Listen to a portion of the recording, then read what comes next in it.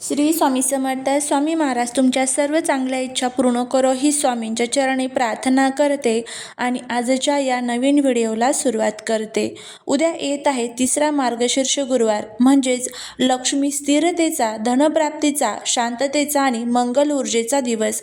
मार्गशीर्ष महिन्याला श्रीकृष्णाने स्वतः सर्वोत्तम महिना म्हटले आहे आणि या महिन्यातील तिसरा गुरुवार हा विशेष शुभयोग घेऊन येतो आहे.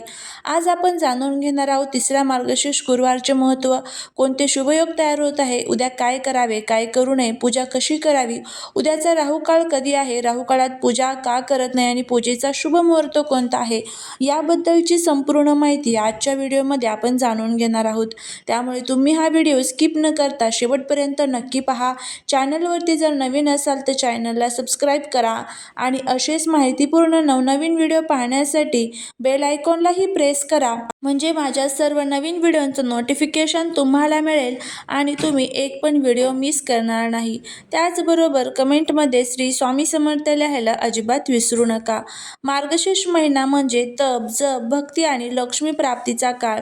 4 गुरुवारमध्ये प्रत्येक गुरुवार वेगवेगळा प्रभाव देतो. पहिला गुरुवार घरात लक्ष्मी प्रवेश करते, दुसरा गुरुवार अडथळे दूर होतात, तिसरा गुरुवार लक्ष्मी स्थिर होते आणि हा सर्वात महत्त्वाचा असतो. चौथ्या गुरुवारी फलप्राप्ती आणि इच्छापूर्ती होते. तिसरा गुरुवार हा अत्यंत शुभ का मानला जातो, कारण या दिवशी पृथ्वीवर धनलक्ष्मीची ऊर्जा अधिक सक्रिय होते. घरातील अडकलेले पैसे परत येण्याचे योग्य निर्णय होतात, नशीब अनुकूल होते, मन शांत आणि स्थिर होते, केलेले मंत्र उपाय 100 पट फलदायी होतात, घरातील नकारात्मकता दूर होते, व्यवसायात अचानक प्रगती दिसते, घरात माता लक्ष्मीचे स्थिर वास्तव्य निर्माण होते. या दिवसाचा प्रभाव इतका शक्तिशाली असतो की एका दिवसाची पूजा संपूर्ण वर्षभराचे शुभ परिणाम देते.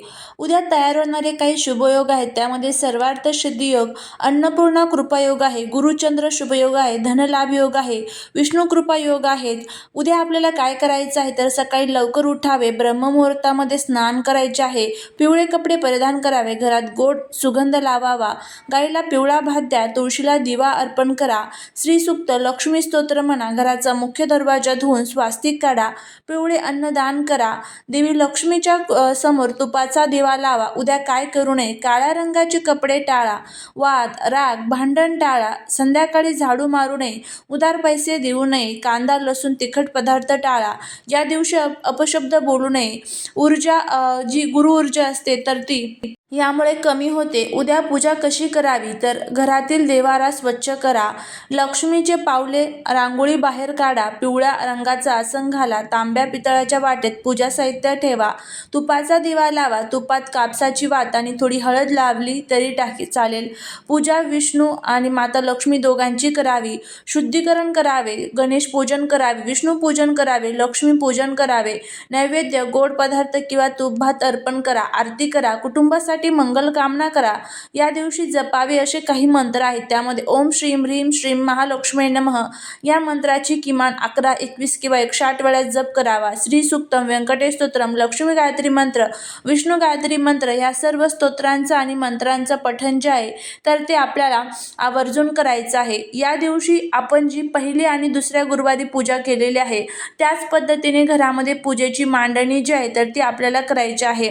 आता या दिवशी राहू काळामध्ये पूजा का करू नये, आपल्याला याबद्दलची माहिती घ्यायची आहे. या वेळेत ग्रहांची नैसर्गिक ऊर्जा कमकुवत होते, मंत्र जपात फळ कमी मिळते, केलेली पूजा तुटक, अस्थिर होते, निर्णय चूक होतात, मानसिक ताण वाढतो, धन आणि आरोग्याच्या निगडीत अडथळे तयार होतात.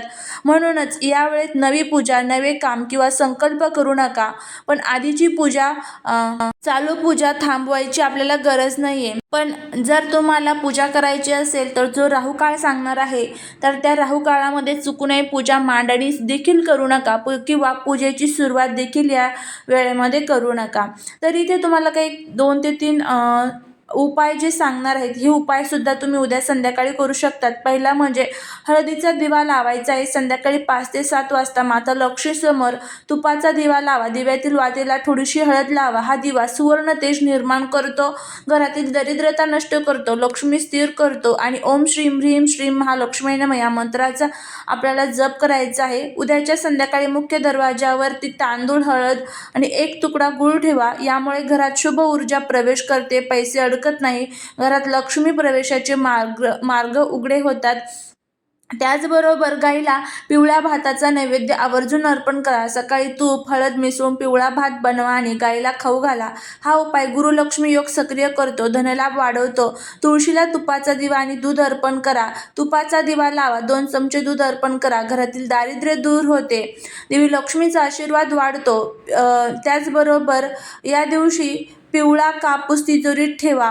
उद्याच्या शुभ मुहूर्तावर एक हळद लावलेला कापसाचा वडका तिजोरीत ठेवा, यामुळे पैसे वाढतात. कमळगाट्याची माळेवरती जप करा. संध्याकाळी ओम श्री महालक्ष्मीच विद्ये विष्णुपत्नीच धीमहि तन्नो लक्ष्मी प्रचोदयात, हा जो महालक्ष्मी गायत्री मंत्र आहे ना, तर त्या मंत्राचा आपल्याला 1 माळ जप करायचे. यामुळे अडकलेले पैसे परत मिळतात.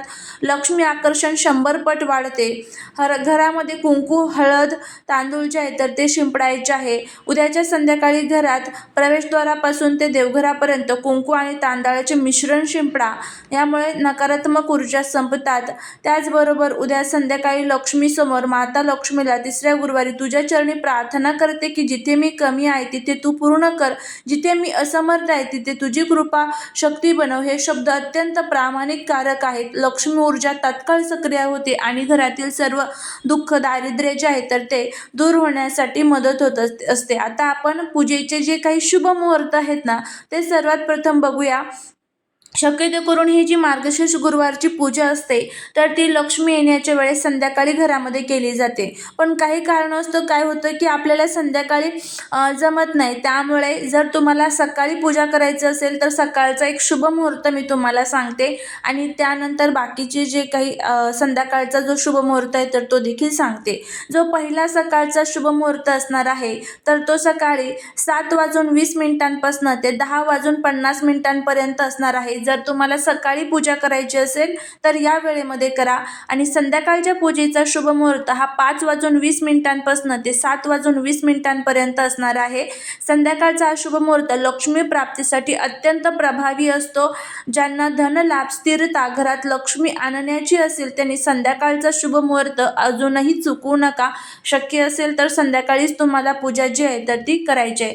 आता आपण पूजेचा जो राहू काळ आहे ना तर तो बघूया. उद्याचा राहू काळ हा 1:30 वाजल्यापासून ते 3 वाजेपर्यंत असणार आहे. त्यामुळे 1:30 ते 3 चुकूनही आपल्याला पूजेची मांडणी देखील करायची नाही आहे किंवा पूजा देखील करायची नाही. या काळात केलेली पूजेचं कोणतंही फळ आपल्याला मिळत नाही, उलट त्याचे वाईट दुष्परिणाम जे आहेत तर ते आपल्याला भोगावे लागतात. एखाद्या तुम्हाला मंत्राचं वगैरे पठण करायचं असेल तर ते तुम्ही करू शकतात, पण मांडणी किंवा पूजा चुकूनही या काळामध्ये आपल्याला करायचे नाही. अशा पद्धतीने पूजेचा आपण शुभ मुहूर्तही बघितला, राहू काळही बघितला, कोणते उपाय करायचे तेही बघितले, त्याचबरोबर काय करावे काय करू नये अशी संपूर्ण माहिती आपण बघितली. जर तुम्हाला हा व्हिडिओ आवडला असेल तर नक्की चॅनलला सबस्क्राईब करा. भेटूया पुढच्या एका छानशा नवीन व्हिडिओत एका नवीन माहितीसोबत. श्री स्वामी समर्थ.